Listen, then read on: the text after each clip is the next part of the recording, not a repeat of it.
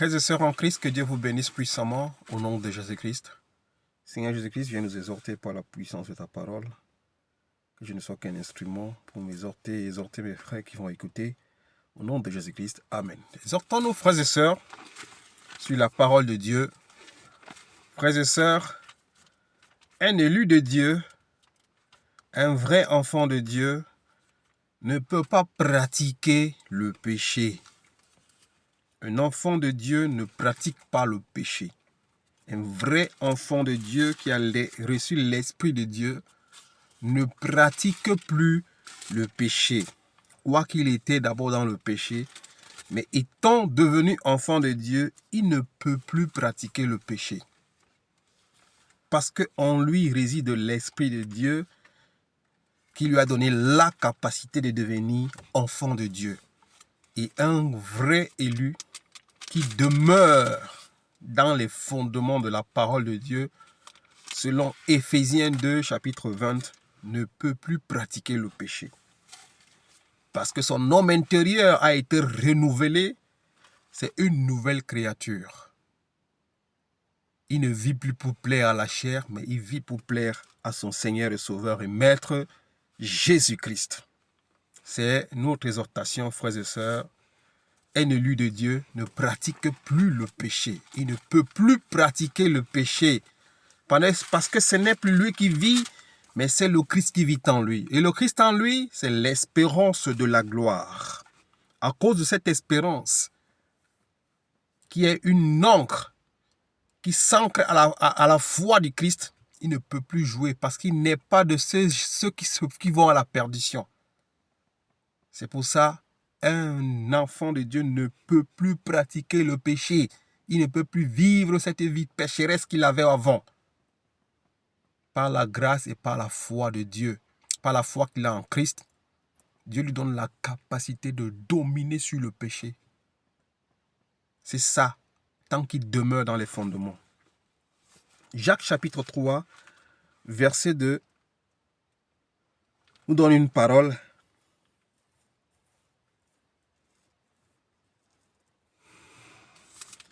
Nous trébuchons tous en parole, mais ce n'est pas ce genre de péché qui peut nous conduire à la mort. Dans les paroles, nous trébuchons, mais ce genre de péché ne peut pas faire perdre l'élection à un enfant de Dieu. Nous trébuchons en parole, mais les péchés qui mènent à la mort, ces genres de péchés-là, un enfant de Dieu ne peut plus les pratiquer.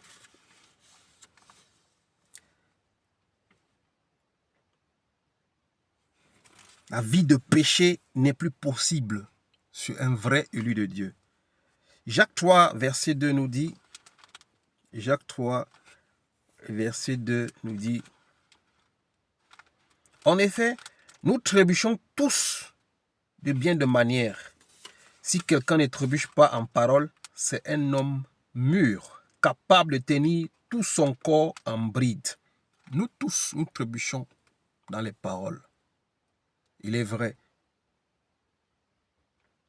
Mais ce n'est pas ce genre de péché qui peut nous éloigner de Dieu en trébuchant dans les paroles. La Bible déclare, nous avions un avocat auprès du Père. Quand nous péchons, nous avions un avocat, nous confessons ce péché et son sang nous sanctifie de tout péché. Quand nous confessons le péché, avec les péchés, nous demandons pardon au Seigneur, il nous pardonne. Les simples péchés qui ne mènent pas à la mort.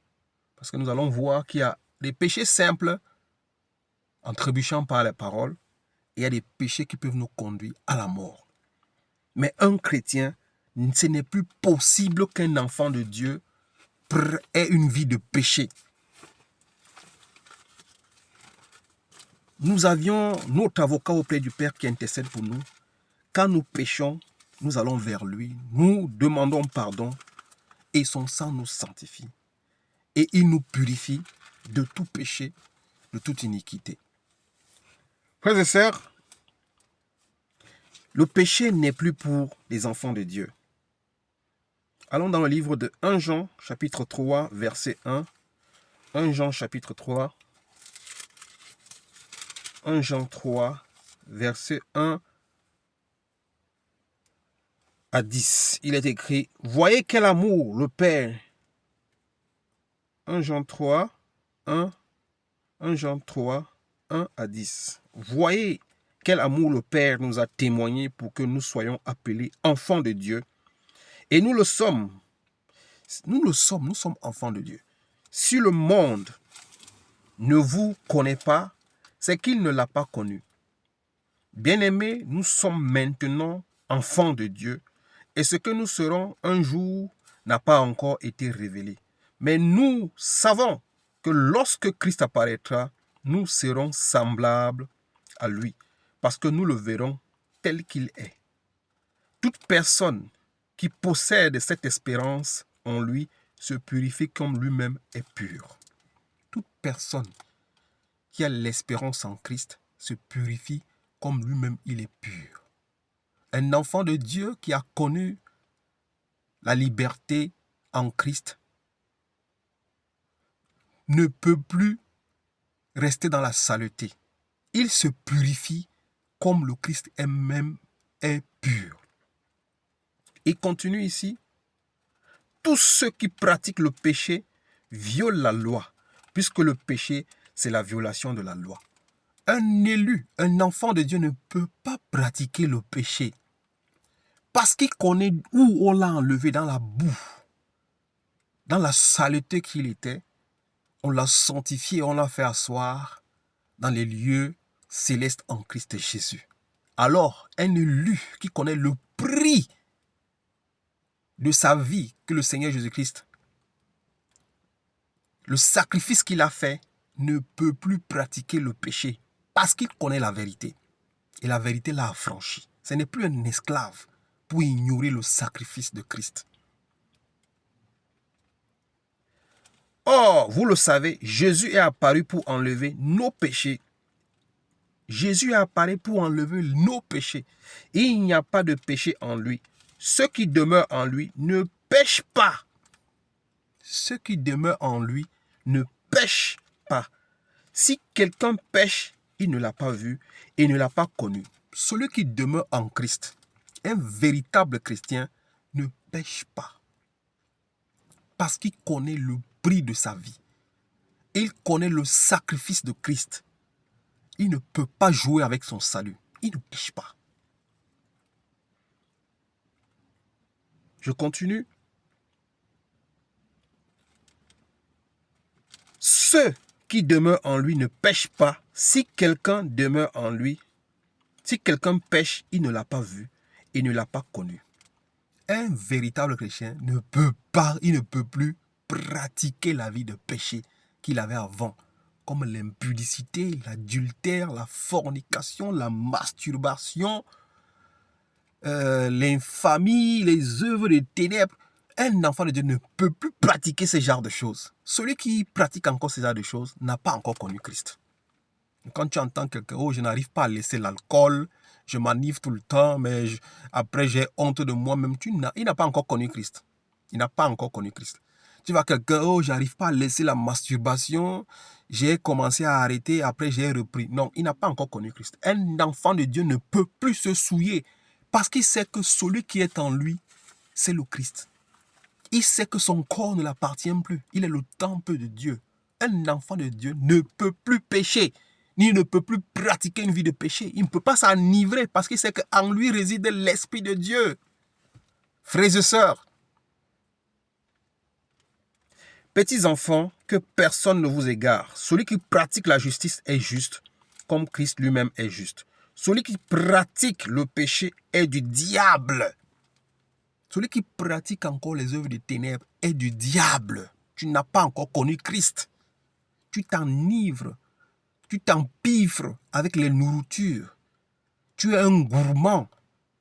Tu es insatiable, infidèle, impudique, paresseux, voleur, menteur, hypocrite, jaloux, aigri, médisant, calomniateur, comme le diable, accusateur, Sorcier, envoûteur, tu ne connais pas Dieu parce que tu pratiques le péché.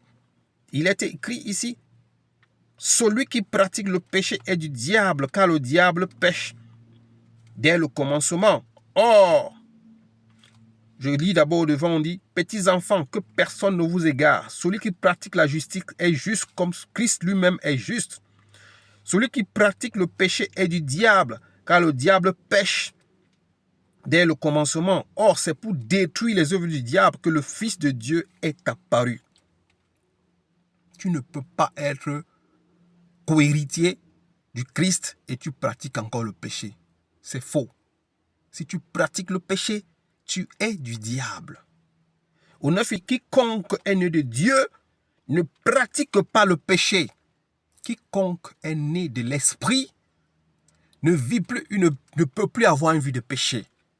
Impudicité, fornication, impureté, les actes de pornographie, les actes de sodomie, les actes mystiques. L'homme, femme qui est né de l'esprit de Dieu, qui est né d'eau et d'esprit, il ne peut plus pratiquer le péché. C'est quelqu'un qui passe le temps à chercher à se sanctifier, à se purifier, à plaire à son maître. C'est ça un vrai élu de Dieu. Mais la vie de péché, ce n'est plus pour lui. Ce n'est plus pour un enfant de Dieu véritablement qui a reçu l'Esprit de Dieu par la grâce de notre Seigneur et Sauveur Jésus-Christ. Je finis au 10, il dit, c'est à cela qu'on reconnaît les enfants de Dieu et les enfants du diable. C'est dans nos vies, dans les pratiques, les fruits que nous donnons qu'on reconnaît les enfants du diable et les enfants de Dieu. Tu reconnais ce. Éphésiens chapitre 5 nous révèle les œuvres de la chair et les œuvres de l'esprit. Éphésiens 5 nous révèle les œuvres de la chair et les œuvres de l'esprit. Celui qui pratique encore les œuvres de la chair, comme l'impudicité, le vol, le mensonge, la méchanceté, est enfant du diable. Et celui qui pratique les œuvres de l'esprit, ces œuvres que la loi ne condamne pas, la paix, la justice, l'amour, la bénité,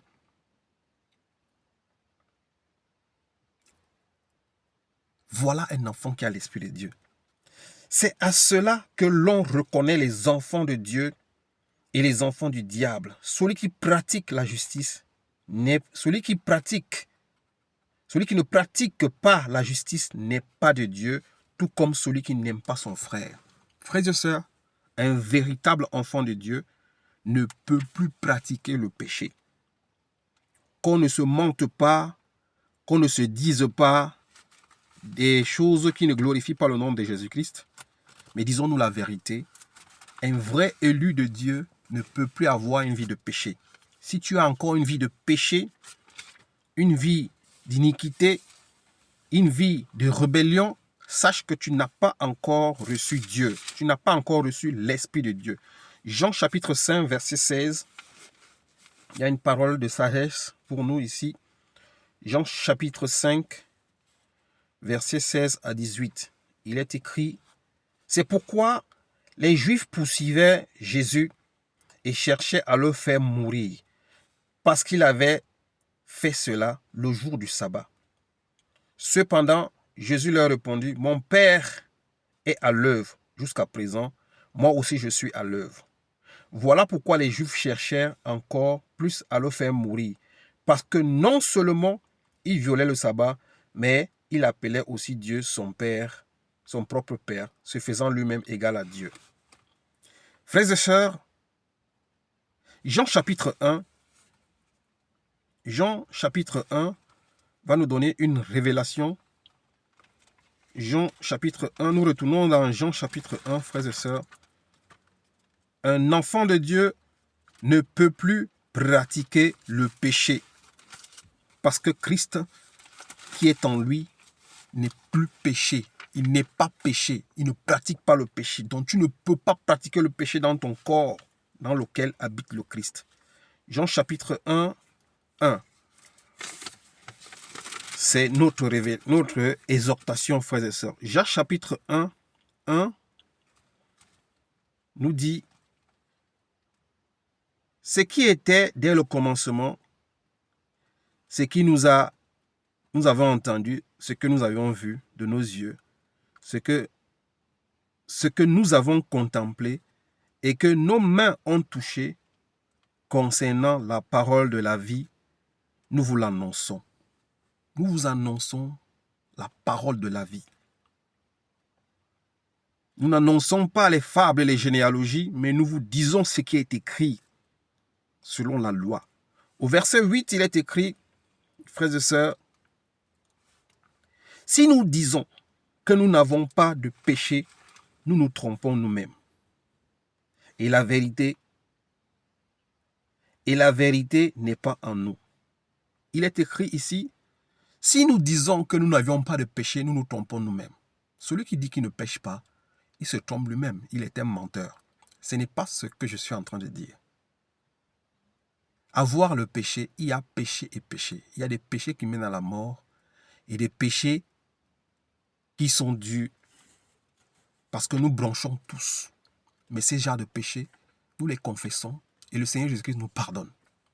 Mais je parle d'une vie de péché, un enfant de Dieu qui pratique le péché. L'impudicité, l'adultère, la pornographie, voilà ce que je suis en train de dire. L'adultère, toucher à la femme d'autrui, voler, mentir, être jaloux, hypocrite, un vrai enfant de Dieu, c'est des choses qu'il ne peut plus pratiquer parce qu'il connaît les conséquences de ces choses. La prostitution. Mais il est écrit ici, si nous disons que nous n'avons pas de péché, nous nous trompons nous-mêmes. Et la vérité n'est pas en nous. Ça veut dire que nous péchons. Mais c'est des péchés comme quand nous bronchons avec la bouche, où nous faisons une erreur, nous disons une chose par erreur. C'est un péché. Mais ce n'est pas ce genre de péché qui peut nous condamner ou pour nous faire perdre notre élection. Et c'est des péchés que quand nous les commettons, nous demandons pardon et Dieu nous pardonne. Comme la Bible dit dans le livre des Proverbes, celui qui reconnaît sa faute, qui la confesse et la délaisse, obtient miséricorde. Au verset 9, on nous dit ici, si nous reconnaissons nos péchés, il est fidèle et juste pour nous les pardonner. Si nous bronchons par nos lèvres, si nous faisons quelque chose qui n'est pas agréable à Dieu, ou quelqu'un qui n'est pas un péché qui nous conduit à la mort, si nous confessons, il est juste et bon, fidèle pour nous pardonner. C'est ce qu'on nous dit ici au verset 9. Au verset 9, on nous dit, si nous reconnaissons nos péchés, il est fidèle et juste pour nous les pardonner et pour nous purifier de tout mal. Nous reconnaissons que nous avions bronché en parole. Nous reconnaissons que nous avions été un peu en colère. Nous avions dit des choses qui ne glorifient pas le nom de Jésus-Christ. Nous reconnaissons, il est fidèle et bon pour nous pardonner. Mais ici, on ne parle pas du péché qui conduit à la mort, comme l'impudicité, tout ce qu'on fait dans le corps. La prostitution, l'adultère, la fornication, la masturbation, ce n'est pas de ça qu'on dit ici qu'il est fidèle et bon pour nous pardonner. Mais les péchés graves, comme la jalousie, la haine, un enfant de Dieu ne peut plus avoir la haine en lui. Un enfant de Dieu ne peut plus être rancunier. Ces genres de péchés, un enfant de Dieu ne peut plus les pratiquer. Si tu les pratiques, sache que tu n'as pas l'Esprit de Dieu. La colère que tu n'arrives pas à maîtriser, on ne dit pas que tu ne peux pas te mettre en colère. Mais si tu laisses ta colère, le soleil se coucher sur ta colère, ça veut dire que tu n'es pas un enfant de Dieu. Parce que tu sais qu'en laissant la colère, le soleil se coucher sur ta colère, tu es en train d'ouvrir une porte au diable. Ce n'est pas de ça. Mais les péchés, quand tu bronches, des petits simples péchés, tu as peut-être menti ou tu as dit un truc qui ne glorifie pas le nom de Jésus-Christ. Tu peux demander pardon et le Seigneur te pardonne. Il est juste et fidèle pour nous pardonner. Verset 10. Au verset 10, on dit, si nous disons que nous n'avons pas de péché, nous faisons de Dieu un menteur et sa parole n'est pas en nous. On ne peut pas dire qu'un enfant de Dieu ne pêche plus. Mais on dit, il ne pratique plus le péché. Il ne peut plus avoir une vie de péché. Il ne peut plus être impudique. Il ne peut plus être adultère, il ne peut plus être un fornicateur, il ne peut plus être un ivrogne, il ne peut plus être un sataniste, un sorcier, un méchant, un aigri. Tout ce que tu connais de négatif, un impur, un enfant de Dieu ne peut plus être ainsi. Parce que ce n'est plus lui qui vit, c'est le Christ qui vit en lui. C'est de ça que je suis en train de parler. 1 Jean 2, verset 1 aussi, je pense qu'il a une... Il dit 1 Jean 2, verset 1 a une révélation aussi pour nous. Je pense qu'il y a quelque chose ici pour nous. Il dit, 1 Jean 2, verset 1, il dit, mes petits enfants, je vous écris cela afin que vous ne péchiez pas. Mais si quelqu'un pêche, nous avions un défenseur auprès du Père, Jésus-Christ le juste. Le Seigneur nous fait comprendre tout cela afin que nous ne péchions pas. Quand le Seigneur nous dit ici, je vous écris tout cela afin que vous ne péchiez pas, ça ne veut pas dire qu'un chrétien ne pêche pas. Comme j'ai dit tout à l'heure, on peut broncher, on peut pécher. Mais c'est des péchés qui ne mènent pas à la mort. Mais il dit, si quelqu'un pêche, nous avions un avocat auprès du Père. Quand tu reconnais que tu as péché dans tes paroles, dans tes actes, tu as fait quelque chose de mauvais, tu vas vers le Seigneur à ses pieds, tu demandes pardon et tu lui demandes de te pardonner de ce péché. Tu le reconnais, tu le délaisses et tu obtiens miséricordieux. Mais les péchés graves, comme l'impudicité, le vol, l'adultère, non. Un enfant de Dieu qui a l'esprit ne peut pas commettre ce genre de péché. C'est de ça que je suis en train de parler, frères et sœurs. La jalousie, tu ne peux pas voir un enfant de Dieu qui est encore jaloux. Un enfant de Dieu qui médit, qui calomnie. Un enfant de Dieu qui insulte. Un enfant de Dieu qui est méchant. Un enfant de Dieu qui est sorcier. Un enfant de Dieu qui pratique la sodomie. Un enfant de Dieu qui fait des choses impures. Non, non, non, non, non, non, non, non, non, non, jamais. 1 Corinthiens chapitre 6, verset 18. Je lis pour la gloire de Dieu. Il est écrit ici. Il est écrit, fuyez l'immoralité sexuelle. L'immoralité sexuelle. Un enfant de Dieu ne peut plus pratiquer l'immoralité sexuelle. Fuyez l'immoralité sexuelle. Tout autre péché qu'un homme commet est extérieur à son corps. Mais celui qui se livre à l'immoralité sexuelle pêche contre son propre corps. Voilà les péchés graves, comme l'immoralité sexuelle. Tu es un impudique, tu es un adultérien, tu es un fornicateur, tu es un pornographe, tu es un impur. Tu fais des choses impures. Tu pratiques les actes de sodomie. Tu fais des choses, tu fais des partouzes. Tu fais des choses. Tu touches à la femme du prochain. Ça, c'est celui qui pêche dans son corps. Et ça, c'est des péchés graves. Tu es jaloux, tu es aigri, tu es méchant, tu es colérique. Tu es un ivrogne. Celui-là qui pratique ce genre de péché, tu es méchant.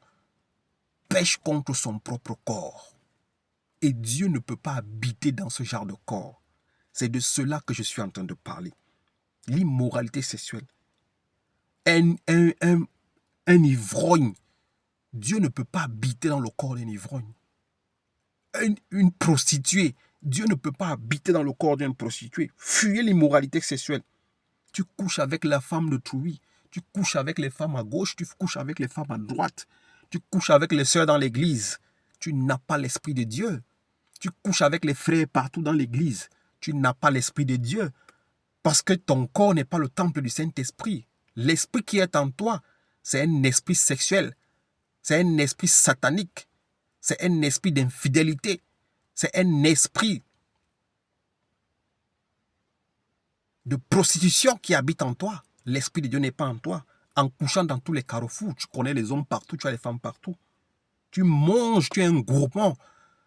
Tu es jamais rassasié, tu es un ivrogne. Quand tu bois du vin, tu bois jusqu'à t'enivrer. L'esprit de Dieu n'est pas en toi. Tu pêches contre le corps de Dieu. Et la parole de Dieu dit, celui qui détruit le corps de Dieu, Dieu le détruira. L'enfant de Dieu, un élu de Dieu ne peut pas pratiquer le péché, mon frère. C'est de cela que je suis en train de parler. Un enfant de Dieu ne pratique pas le péché. Quand tu pêches dans ton corps, c'est contre Dieu que tu pêches. Tu pêches dans ton corps. Tu commets un acte sexuel d'adultère, de fornication. Tu pêches contre Dieu. Nous allons voir un enfant de Dieu qui nous révèle cela. qu'en péchant, quand tu couches avec la femme d'autrui, tu commets un acte d'adultère. Tu es en train de pécher contre Dieu. Donc tout péché que nous commettons dans nos corps, nous péchons contre Dieu. Parce que la Bible déclare que nos corps sont le temple du Saint-Esprit. Si je bois trop d'alcool, je suis en train de pécher contre Dieu parce que l'Esprit de Dieu habite en moi. Si je touche à la femme du prochain, je suis en train de pécher contre Dieu parce que l'Esprit de Dieu habite en moi. Si je suis méchant, je pêche contre Dieu parce que l'Esprit de Dieu habite en moi. Si je suis jaloux, si je suis aigri, si je suis colérique, je pêche contre Dieu parce que l'Esprit de Dieu habite en moi. C'est ça qui est la révélation. À chaque fois que tu pêches contre ton corps, tu pêches contre Dieu.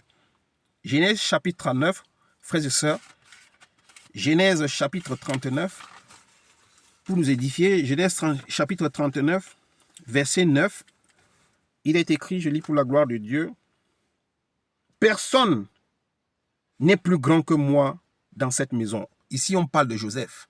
Quand la femme de Potiphar, qui était une prostituée, voulait l'amener dans son lit pour coucher, pour commettre un acte d'adultère avec lui.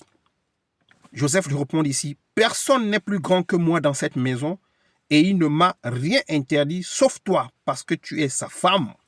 Comment pourrais-je commettre un aussi grand mal et pécher contre Dieu ?» Joseph dit à la femme de Potiphar, « Personne n'est plus grand dans cette maison, et le maître de cette maison ne m'a rien interdit, à part toi, parce que tu es sa femme. Comment pourrais-je commettre un si grand, il dit ici, comment pourrais-je commettre un si grand mal et pécher contre Dieu ?»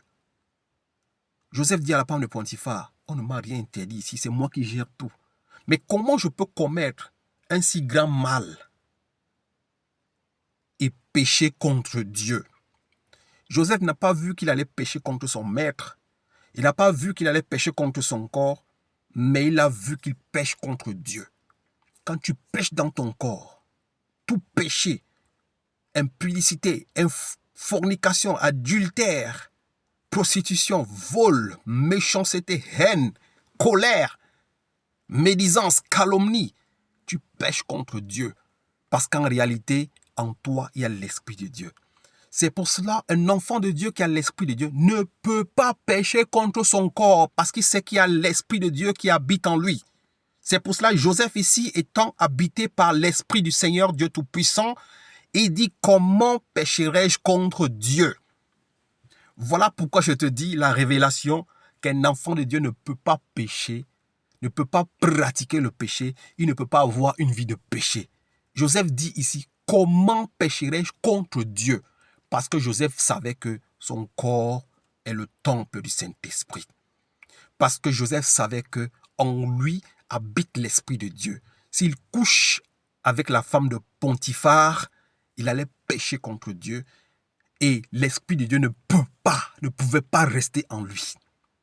Il allait perdre son salut, il allait perdre les promesses que Dieu lui a confiées parce que la Bible déclare en réalité celui qui commet l'adultère, c'est quelqu'un qui va à la perdition. On dit, pour une femme prostituée, tu perds le pain. Mais pour une femme mariée avec laquelle tu couches ou avec un homme marié que tu couches, tu perds une vie précieuse. Ici, la femme de Potiphar, parce que les gens regardent souvent l'acte sexuel. La femme de Potiphar ne regardait pas seulement la beauté de Joseph, elle ne regardait pas seulement la taille de Joseph, elle regardait et voulait prendre la vie précieuse de Joseph. Pour prendre la vie précieuse de Joseph, il fallait qu'elle couche avec Joseph. Donc, un enfant de Dieu, un élu de Dieu, qui connaît, qui sait son identité nouvelle qu'il a en Christ, sachant qu'il a une vie précieuse en lui, il ne peut pas pécher contre son corps. Joseph ici, il connaissait les promesses de Dieu, il savait où Dieu l'amenait, il savait ce qu'il devait être, il savait qu'il allait vers la vie en marchant et en restant fidèle à Dieu. Il dit ici, comment commettrai-je un si grand mal et pécherai-je contre Dieu? Parce qu'un enfant de Dieu qui pratique le péché ou qui vit dans le péché pêche contre Dieu. C'est pour cela un vrai enfant de Dieu, comme Joseph ici, ne peut pas pratiquer la vie de péché. Il ne vit pas la vie de péché parce que celui qui est en lui est puissant. On ne joue pas avec lui. C'est pour ça que je dis un vrai enfant de Dieu, comme Joseph, ici, quand il voit le péché, il voit seulement comment il va pécher contre son Dieu et il fuit le péché. Si vous lisez toute l'histoire de Joseph, vous allez voir que Joseph a fui. Il a laissé son vêtement, il a fui. Mon frère, ma soeur, un enfant de Dieu, quand il voit le péché, il fuit. Il court, il prend un marathon, il démarre parce qu'il ne veut pas souiller son corps, qui est d'une grande valeur au devant de Dieu. Au nom de Jésus-Christ, amen. Ô Seigneur Dieu, que ton nom soit béni. Dieu est en toi, mon frère. Tu ne peux plus pratiquer le péché. Tu ne peux plus vivre le péché. Ce n'est plus ton partage. Ce n'est plus ta vie. Ce n'est plus ton genre de pratique. Un enfant de Dieu ne peut plus pratiquer ce genre de choses, frères et sœurs. Un enfant de Dieu est sanctifié. Un enfant de Dieu est purifié. Un enfant de Dieu est lavé. C'est une nouvelle créature. Les choses anciennes sont passées. Voici, toutes choses sont devenues nouvelles. Dans ton corps, il n'y a que des choses qui plaisent à Dieu. La gloire de Dieu, la puissance de Dieu qui se manifeste. Tu ne peux plus salir ce corps-là. C'est de ça que je suis en train de parler, mon frère, ma soeur. Oh, que Dieu soit loué. Que Dieu soit loué. Donc, celui qui pratique encore le péché, il ne connaît pas encore Dieu. Quand tu vois quelqu'un commettre encore l'adultère, la fornication, l'impudicité, le vol, le mensonge, la duplicité, sache que celui-là, il ne connaît pas encore Dieu. Quand tu vois quelqu'un qui double sa femme, qui flatte sa femme, qui vole les biens de sa famille pour aller donner aux femmes dehors, il ne connaît pas Dieu. Éphésiens chapitre 4, verset 20 nous dit, Éphésiens chapitre 4, verset 20. Éphésiens chapitre 4, Éphésiens 4, verset 20. Frères et sœurs, je lis pour la gloire de Dieu, nous allons rapidement finir. Éphésiens chapitre 4, verset 20, il est écrit ici, « Mais vous, ce n'est pas ainsi que vous avez appris à connaître Christ, si du moins c'est lui que vous avez écouté, et si c'est en lui que vous avez été enseigné, conformément à la vérité qui est en Jésus. » Non, si c'est le vrai évangile que tu as écouté, tu ne peux plus vivre de ce genre. Si du moins c'est lui que vous avez écouté, et si c'est en lui que vous avez été enseigné, conformément à la vérité qui est en Jésus, il continue ici, on vous a enseigné à vous débarrasser du vieil homme qui correspond à votre ancienne manière de vivre. Un chrétien qui s'est débarrassé de son vieil homme ne peut plus vivre à son ancienne manière de vivre. Et c'est détruit sous les effets des désirs trompeurs. Un vrai enfant de Dieu ne peut plus avoir les désirs trompeurs. C'est faux.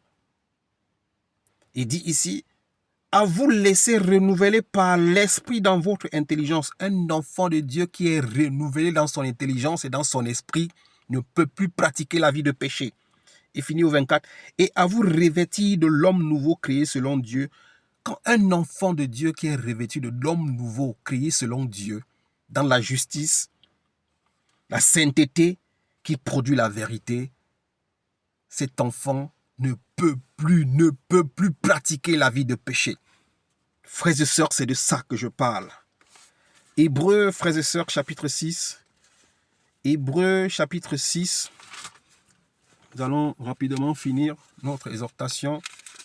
Hébreux, chapitre 6, verset 1, nous dit, « C'est pourquoi, laissant les bases de l'enseignement relatif au Messie, tendons vers la maturité sans avoir à reposer le fondement du renoncement aux œuvres mortes. » Frères et sœurs, il dit ici, c'est pourquoi laissant les bases de l'enseignement relatif au Messie, tendons vers la maturité sans avoir à reposer le fondement. Un enfant de Dieu, c'est quelqu'un qui est mature dans la parole de Dieu.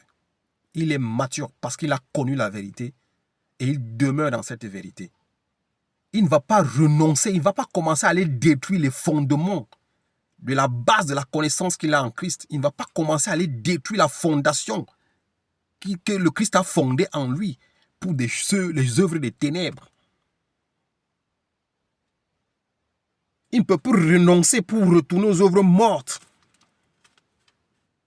Frères et sœurs, c'est ça. Au verset 15 aussi, il y a une parole ici de sagesse qui nous dit « C'est ainsi qu'après une attente patiente, Abraham a obtenu ce qu'il avait été promis. » Abraham, à cause de la patience qu'il a eue, toutes les promesses que Dieu l'avait faites, il est resté dans la patience et il a obtenu toutes les promesses. La même chose comme Joseph. Joseph s'est dit, les passions, les désirs trompeurs de la chair, je vais les tenir, assujettir, afin que je puisse obtenir toutes les promesses que Dieu m'a faites. C'est pour cela, Abraham également, notre père de la foi, il est resté patient.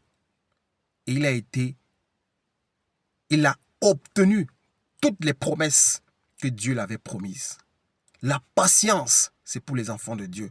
Parce que nous connaissons la promesse qui est dans l'espérance que nous avions en Christ Jésus. Au verset 19, il nous dit au verset 19 ici, au verset 19, il est écrit, disons aussi le verset 19, il est écrit, je lis pour la gloire de Dieu, cette espérance, nous la possédons comme une ancre solide et sûre. Cette espérance que nous avions en Christ, nous la possédons comme une ancre solide et sûre. Donc on ne peut plus jouer avec notre espérance. Un enfant de Dieu ne peut pas pratiquer le péché parce qu'il a l'espérance en Christ. Et c'est comme une ancre qu'il met en Christ sa foi. On lit ici, cette espérance, nous la possédons comme une ancre solide et sûre de l'âme. Elle pénètre derrière le voile. C'est une ancre que nous avions. L'espérance que nous avions est comme une ancre en Christ. On n'est pas là pour jouer avec notre espérance. On s'est ancré en Christ. On s'est accroché en Christ. Donc un enfant de Dieu ne peut pas jouer avec son espérance. Parce qu'il sait ce qu'il attend. Les promesses que Dieu lui a faites. Cette espérance, nous la possédons comme une ancre solide et sûre de l'âme. C'est dans notre âme que nous avions cette espérance que nous possédons comme une ancre sûre et solide en Christ Jésus. Donc un enfant de Dieu ne peut plus jouer avec sa vie, avec son espérance qu'il a en Christ Jésus. C'est son passeport pour entrer dans le royaume de Dieu. Celui qui pratique encore le péché est du diable. Finissons, frères et sœurs, Hébreux chapitre 10, pour finir notre petite exhortation. Hébreux chapitre 10, verset 24. Il est écrit, je lis pour la gloire de Dieu, au nom de Jésus-Christ. Veillons les uns sur les autres pour nous inciter à l'amour et à des belles œuvres. Les enfants de Dieu veillent les uns les autres pour s'inciter à l'amour et à des belles œuvres, et non des œuvres des ténèbres. C'est ce que la Bible nous encourage à faire. On ne pratique pas les œuvres des ténèbres. Des belles œuvres. Il continue. N'abandonnons pas notre assemblée comme certains ont l'habitude. N'abandonnons pas les vraies assemblées où nous nous retrouvons entre frères et sœurs, où nous parlons de la vérité et de la vraie parole qui est pure, saine, que le Seigneur nous a donnée pour nous fortifier. C'est ce que nous avions à faire, nous fortifier tous les jours. Il continue. Notre assemblée, comme certains l'ont l'habitude, mais encourageons-nous mutuellement, faites cela autant plus que vous voyez l'approche des jours. Enfin, si nous péchons volontairement, après avoir reçu la connaissance de la vérité, il ne reste plus de sacrifice pour les péchés. Un enfant de Dieu qui pêche volontairement, après avoir reçu la connaissance de la vérité, il ne reste plus de sacrifice pour lui.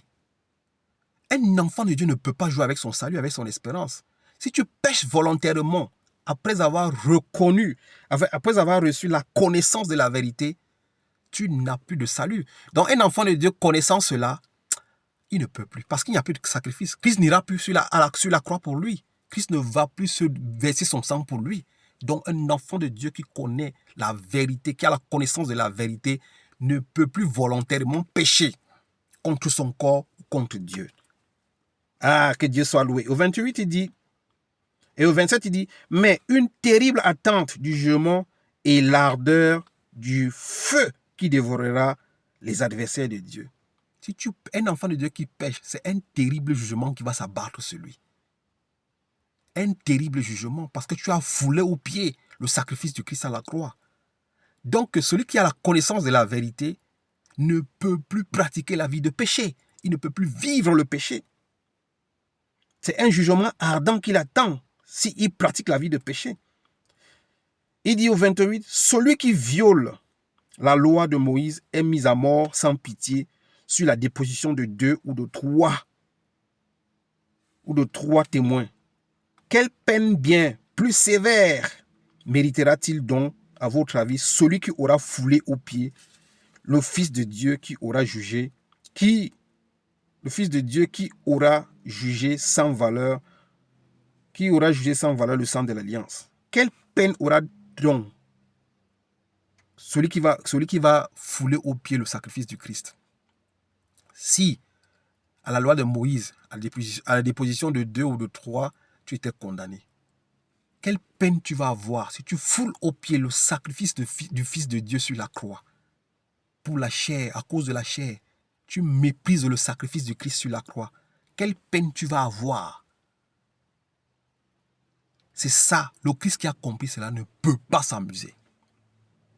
Après avoir touché à l'esprit, touché aux choses de l'esprit, palper la puissance de Dieu, vivre la grâce, la puissance de Dieu, tu foules au pied le sacrifice du Christ. Mon frère, même si tu appelles la mort, c'est grave. C'est pour ça qu'un enfant de Dieu ne peut plus s'amuser. Quelle peine bien plus sévère méritera donc, à votre avis, celui qui aura foulé aux pieds le Fils de Dieu, qui aura jugé sans valeur le sang de l'alliance, grâce auquel il a été déclaré saint? Le sang de l'alliance, grâce auquel tu as été déclaré saint. Tu foules ce sang aux pieds. Tu joues avec le sacrifice de Dieu. Quelle peine t'attend? Donc un enfant de Dieu qui connaît ces vérités-là ne peut pas jouer avec son salut, avec son espérance qui est comme une ancre solide et sûre en Christ Jésus. Il dit ici au 30, nous connaissons en effet celui qui a dit, c'est à moi qu'appartient la vengeance, c'est moi qui donnerai à chacun ce qu'il mérite. La vengeance, c'est pour Dieu. Si tu foules au pied le sacrifice du Christ, Dieu va se venger contre toi parce qu'il a donné sa vie. Donc un enfant de Dieu qui sait ces choses ne peut pas vivre le péché, ne peut pas pratiquer le péché. Il dit, le Seigneur jugera son peuple. Il dit, oui, c'est une chose terrible que de tomber entre les mains du Dieu vivant. Souvenez-vous, les premiers jours, après avoir été éclairé, vous avez supporté un grand et douloureux combat. Tantôt vous étiez publiquement exposé aux injures et aux persécutions, tantôt vous montriez solidairement de ceux qui se trouvaient dans la même situation. En effet, vous avez eu de la compassion pour moi dans ma prison. Je vais finir au verset 37, il dit, encore bien peu de temps, et celui qui doit venir viendra, il ne tardera pas. Au 38, il dit, et le juste vivra par la foi. Mais s'il revient en arrière, je ne prendrai pas plaisir en lui. Le juste vit par la foi. Mais s'il revient en arrière, Dieu ne prendra pas plaisir en lui. Et un enfant de Dieu qui a la connaissance de la vérité, qui a sa foi, son âme qui est ancrée en la foi en Christ, ne peut pas jouer avec son espérance, ne peut pas jouer avec son salut, car il sait que la parole de Dieu dit, le juste vivra par la foi. S'il retourne en arrière, Dieu ne prendra pas plaisir en lui. Et nous ne sommes pas de ceux qui retournent en arrière pour se perdre. Au verset 39, il dit, quant à nous, nous ne faisons pas partir de ceux qui reviennent en arrière pour leur perte, mais de ceux qui ont la foi pour le salut de leurs âmes. Nous ne sommes pas de ceux, les enfants de Dieu ne sont pas de ceux qui retournent à l'arrière pour leur perte. Mais Ils sont de ceux, mais de ceux qui ont la foi pour le salut de leurs âmes. Voilà pourquoi je dis, les enfants de Dieu ont la foi pour le salut de leurs âmes. Ils ne sont pas de ceux qui retournent en arrière pour leur perte. Connaissant le sacrifice que le Christ a fait pour nous, nous ne sommes pas de ceux qui sont prêts à fouler le sacrifice de Christ avec nos pieds. Car il y a une ardeur punition qui attend ce genre de personnes. Connaissant donc ces choses, un vrai enfant de Dieu qui a reçu l'Esprit ne peut plus pratiquer le péché et vivre selon le péché. Frères, c'est ça, que Dieu vous bénisse au nom de Jésus-Christ. Amen.